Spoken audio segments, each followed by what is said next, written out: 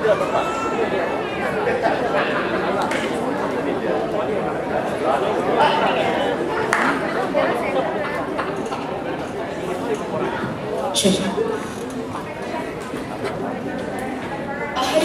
நாம எல்லாம் தமிழ்நாட்டில இருந்து தானே வந்திருக்கோம். உனக்கு தமிழ்னா பிடிக்குமா? என்ன ஸ்ரேயா இப்படி கேட்டீங்க? நம்மளுக்கு தமிழ் பிடிச்சதுனால தானே நம்ம தென்பூ தமிழ் சங்கம் இந்த மாதிரி நிகழ்ச்சி நடத்தி எல்லாம் ஒன்றா செஞ்சிருக்கோம். அதுவும் சரிதான். கடைசியா நீ யார்கிட்ட தமிழ்ல பேசின? எங்க தாத்தா கிட்ட. அவருக்கு இங்கிலீஷ் தெரியாம? ஓ, நல்லா தெரியுமே. நான் தமிழ்ல பேசினா அவருக்கு ரொம்ப பிடிக்கும். அப்படியா? நான் சின்ன வயசுல இருக்கப்போ இங்கிலீஷ்ல பேசினா அவர் ரொம்ப சந்தோஷப்படுவார். வளர வளர தமிழ் மரபோட பயணத்துல தமிழ பேச சொன்னாரு. எனக்கும் அது பிடிச்சிருக்கு.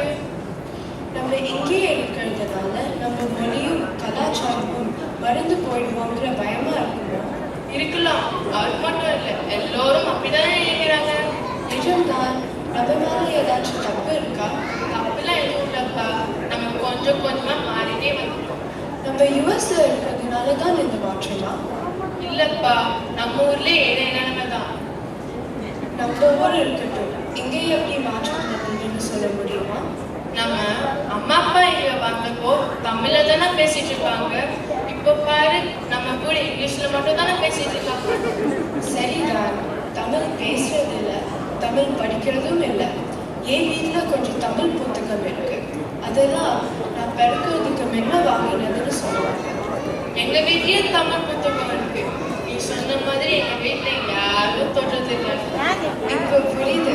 தமிழ் பேசுறதை நிறுத்திட்டோம், தமிழ் படிக்கிறதும் நிறுத்திட்டோம். இப்படி ஒன்னொன்னா சேர்ந்துதான் இந்த மாற்றத்துக்கு காரணமா இருக்குமோ? இருக்கலாம். நம்ம கொஞ்சம் கொஞ்சமா மாத்தலாம். இனிமே தமிழ் தெரிஞ்சவங்க கிட்ட தமிழே பேசலாம். சரியா? Good boy. Let's do it from now. பார்த்தியா, அதுக்குள்ளே இங்கிலீஷ்ல பேச ஆரம்பிச்சுட்டா? சரி, இப்படி உடனே தப்பு கண்டுபிடிக்காதப்பா. இனிமே நம்ம தமிழ் நிறைய பேசலாம். Okay okay. மாசத்துக்கு 2 தமிழ் வார்த்தை பழக்கத்தை கொண்டு வந்தாலே போதும். நம்ம கார்ல போறப்ப தமிழ் கேட்கலாம். சினிமா பாட்டுகள் மட்டும் இல்லாம தமிழ் ஆடியோ புக்ஸும் கேட்கலாம். இப்பெல்லாம் நிறைய தமிழ் ஆடியோ புக்ஸ் இருக்கே. இது நல்ல ஐடியா இருந்துச்சு. வேலை செய்யலாம். ஞாயிற்றுக்கிழமையில நம்ம தமிழ் வகுப்புக்கு முடிஞ்ச உதவியும் செய்யலாம்.